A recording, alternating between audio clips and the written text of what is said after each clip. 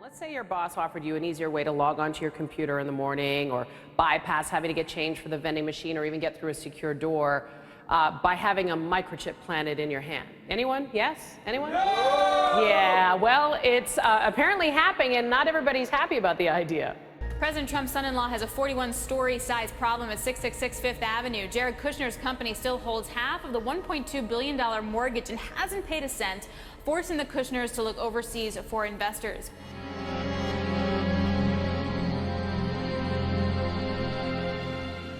.666 Fifth Avenue, a prime piece of New York City's skyline, just 6 blocks from Central Park. Jared Kushner decided to make it his trophy in 2007. This was the deal that put Jared on the map. I think every dynasty wants to own a piece of Manhattan. To get the seller's attention, Kushner offered a big price, $1.8 billion, a record at the time. And the 26-year-old CEO of Kushner Companies borrowed aggressively to get the deal done. They paid a peak price. Prices for real estate were especially inflated at the time. Those prices tanked shortly after the purchase as the financial crisis set in. The entire deal was a miscalculation. They had absolutely paid too much at the time. He bought at the very top of the market. So then the market turned. You're not going to get the rent appreciation that you're probably projecting in '07. To raise cash, the Kushners sold off some of the building's retail space and later had to bring in a partner.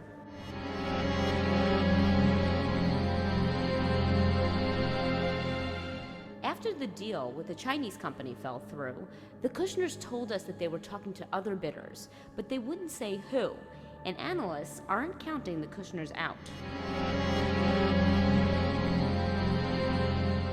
Turkish official is telling the Associated Press, and we have just received this, police have found evidence missing writer Jamal Khashoggi was killed inside the Saudi consulate. All of this as Secretary of State Mike Pompeo is in Saudi Arabia meeting with the prince and the king over Khashoggi's disappearance. U.S. intelligence officials have concluded that Saudi Arabia's crown prince was behind the journalist's killing. There's a lot of money that wants into New York and that will pay prices that some people will view as wow, that's unreal. Jared Kushner sold his stake in the building to avoid the obvious conflict of interest. The family, after all, might have to take foreign money to make the deal profitable. But Kushner's proximity to power might also help attract that money. You have someone connected to the president, right? That could bring in lenders, that could bring in a foreign partner that might be interested in getting an audience with Trump.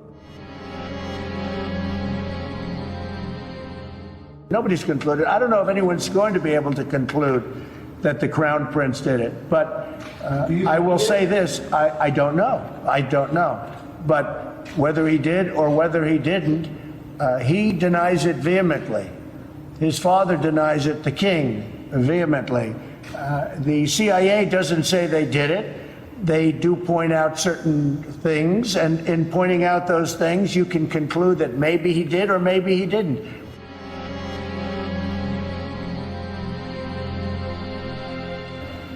Saudi Arabia is tremendously helpful in the Middle East. If we didn't have Saudi Arabia, we wouldn't have a big base. We wouldn't have any reason, probably. I mean, if you look at Israel, Israel would be in big trouble without Saudi Arabia. So what does that mean? Israel's going to leave? You want Israel to leave? We have a very strong ally in Saudi Arabia. We have an ally that said they did not commit at the top level, the Crown Prince, the King. They did not commit this atrocity, and it's an atrocity. It's a terrible thing. I dislike it more than you do. Okay? Who should be held accountable? Maybe the world should be held accountable, because the world is a vicious place. The world is a very, very vicious place.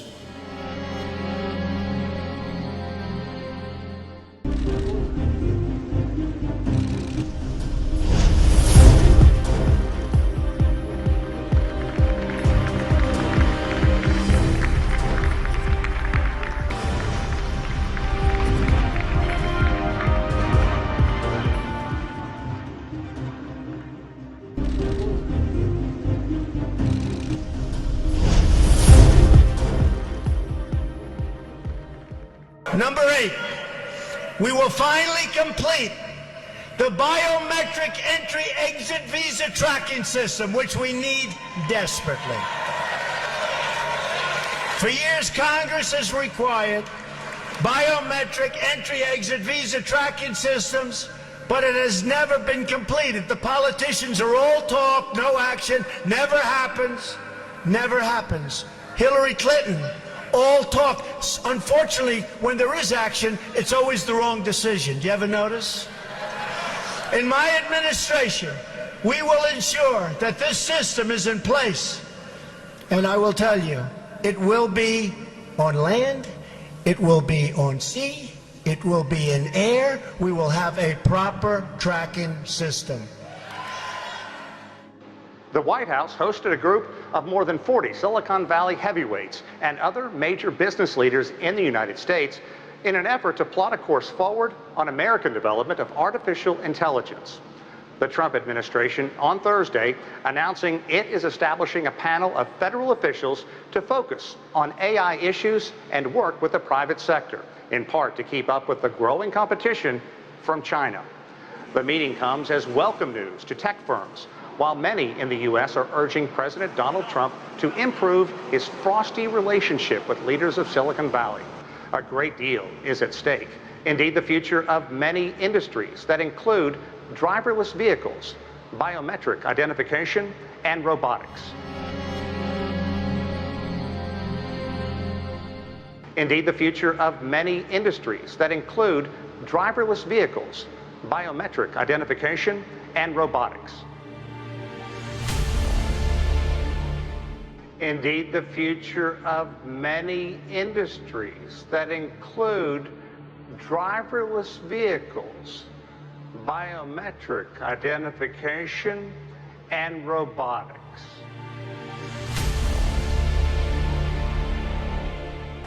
You know, if you go out and you want to buy groceries, you need a picture on a card. You need ID. You go out and you want to buy anything, you need ID and you need your picture.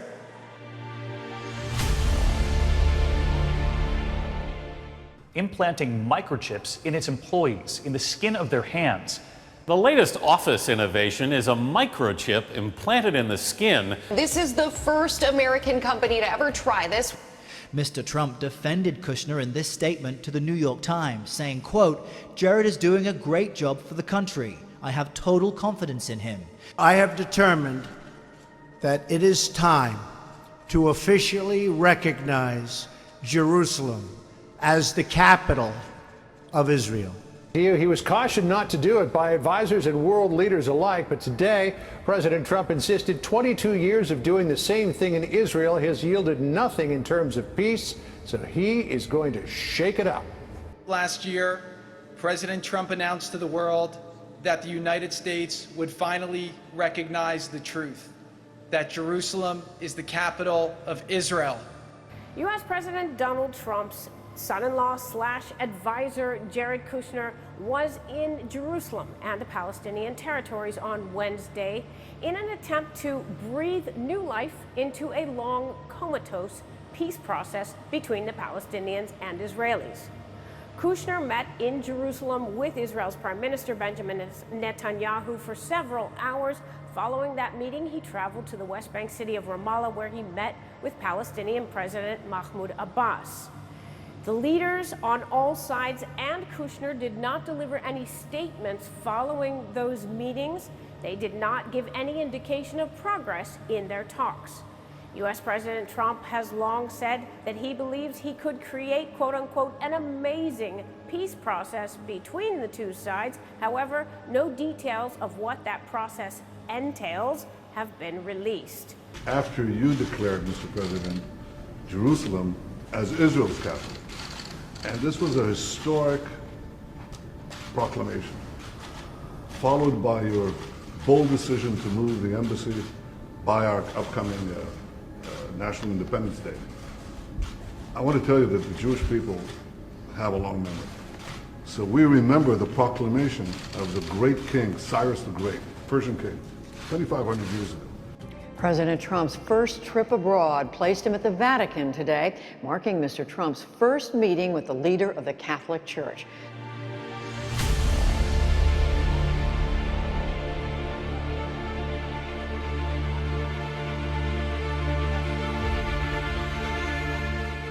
Next to the White House tonight, President Trump raising new questions this evening after what he said during a photo op, summoning reporters, telling them this was the calm before the storm.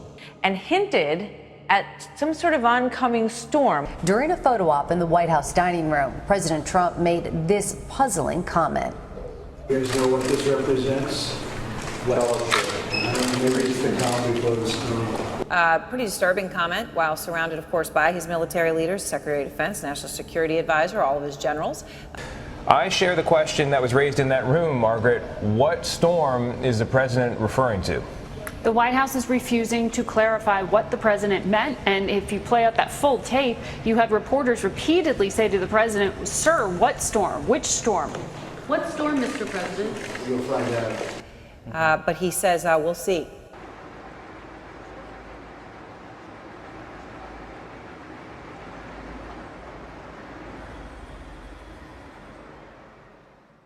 At the busiest airport in the world, Terminal F check-in is now as simple as look, smile, and click. Found you real fast. Delta's outbound international passengers no longer required to scan their passports or carry a ticket. It's pretty simple. You walk up to the kiosk, tap facial recognition, the camera recognizes your face from your passport photo already on file and checks you in. When you check a bag, no need for a passport or a ticket. The camera recognizes your face again. By early next year, your face will be your boarding pass for TSA. Same process for boarding the flight. Facial recognition, and I'm on the plane. Nobody wants to stand in line any extra time, so anything that's going to speed it up is going to be great. Homeland Security already uses the cameras for international passengers scanning their faces. How far apart your eyes, your ears, your chin, your mouth. Boasting 98% accuracy. Now, Delta is bringing facial recognition to the entire check-in process. You don't have to fumble for your ID, wait for somebody to read it, and it saves you wait times at the airport. Next, Delta's international Detroit flights, and maybe domestic flights within 2 years. But in Atlanta, super easy. The future is here.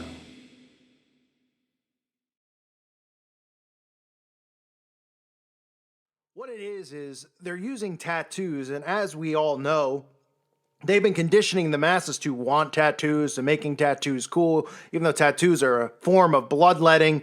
They've made the masses just, everybody out there is just getting tattoos. It's something that isn't taboo to talk about anymore. Almost everybody has it. It's almost taboo not to have tattoos. But what they're doing is they're using this electronic skin tattoo as a form of conditioning for the microchip, for the potential mark of the beast. It's a wireless communication device. And what this one specifically is that YouTube is now pushing, or at least promoting and putting in their trending section, is the scratch-on tattoo. So it's a fake tattoo that they're using to get people, to get kids, to get the youth out there, 12-year-olds, 15-year-olds, the ones that they're targeting to get this tattoo, which they can use as a wireless device for wireless communication, for touch sensing, so they can touch the tattoo, the fake tattoo on their wrist. They can control their computer screen. They can control their phone. It's actually, like I said, it's a scratch-on version of a tattoo. So they're targeting young kids into getting this and using it as a way to control their mobile devices, to control their television, control their computer monitor. Some of these fake tattoos, these electronic skin tattoos, even have the capability to store data in them. As you can see from some of these images, you can buy and download movie tickets on your wrist with this electronic tattoo, with this fake tattoo.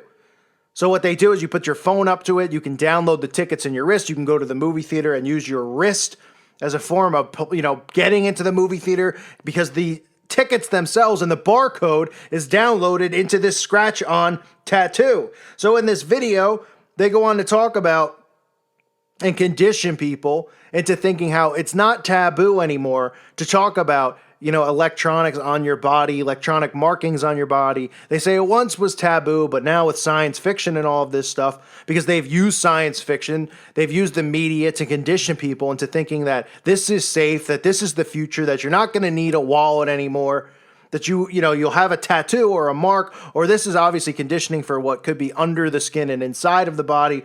and under the skin. And then they'll have the electronic currency, and then people won't need credit cards anymore. They won't need cash. We'll have a cashless society, which they're already pushing.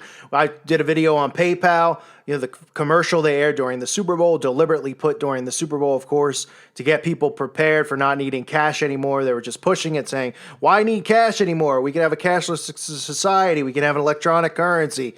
We don't need to carry around wallets. We don't need to have this stuff. Obviously, this is getting pushed towards and geared towards the millennials. They're the ones who are already testing this out and trying this technology, having themselves microchips so they don't have to carry wallets around because it's such a burden to carry a wallet around.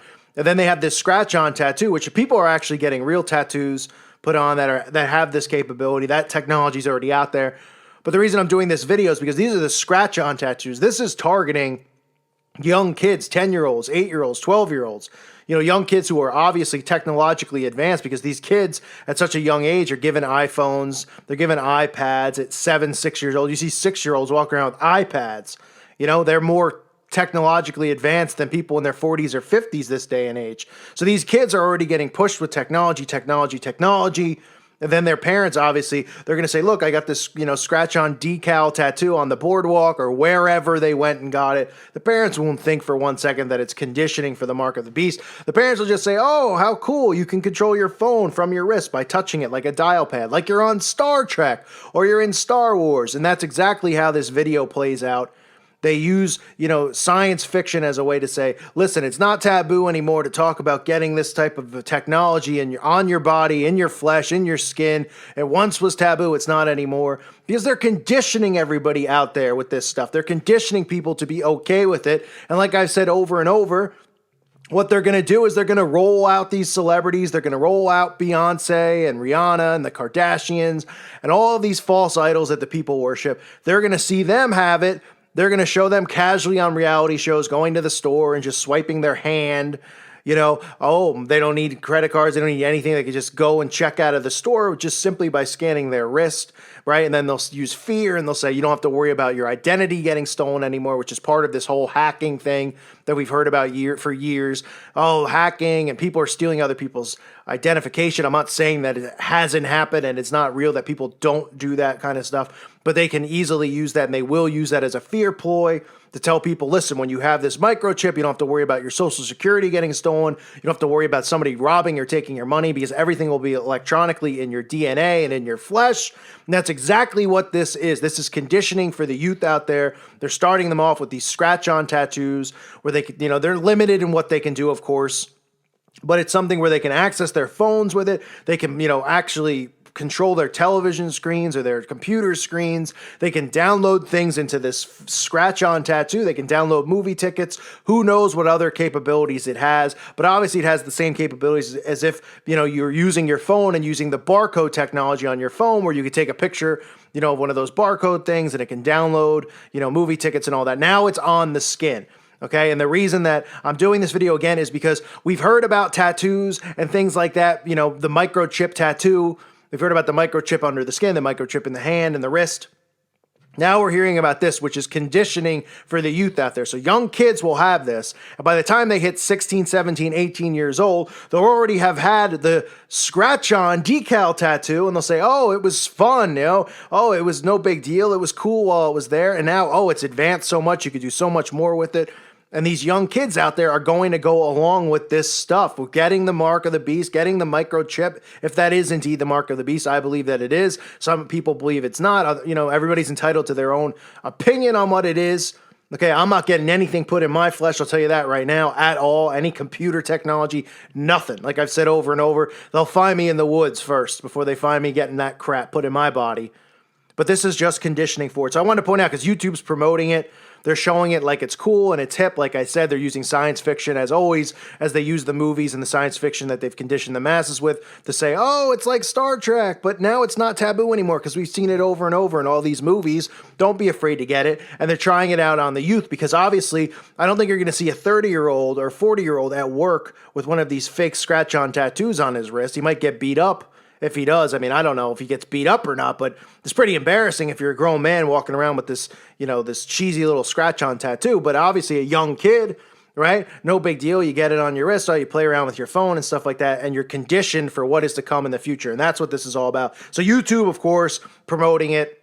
Somehow something like this, which it shouldn't be viral, they make viral. Like I've said over and over, they push these things in the trending section. Obviously, if you go through it, I did a video on it one night. You go through it, it's just every agenda you could possibly imagine in there. The gay agenda gets pushed, the homosexual, transgender agendas. You see the stuff with Hillary and her illness in there. You see the race war propaganda pushed in there. And then, of course, you see the musicians that they want to push, and their videos are filled with satanic symbolism, like Bon Iver, whatever his name is, and his video that had nothing but Freemason imagery in it.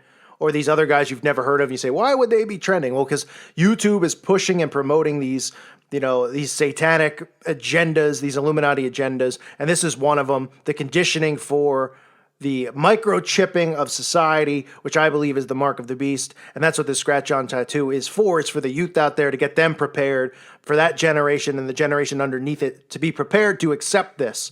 So YouTube, again, promoting this nonsense. It's just garbage, absolute filth, as they continue to desensitize everybody and condition them for this satanic agenda and the ushering in of the Antichrist. It's unbelievable. It really is. I thank you for listening to today's show. God bless all of you. May peace be with you.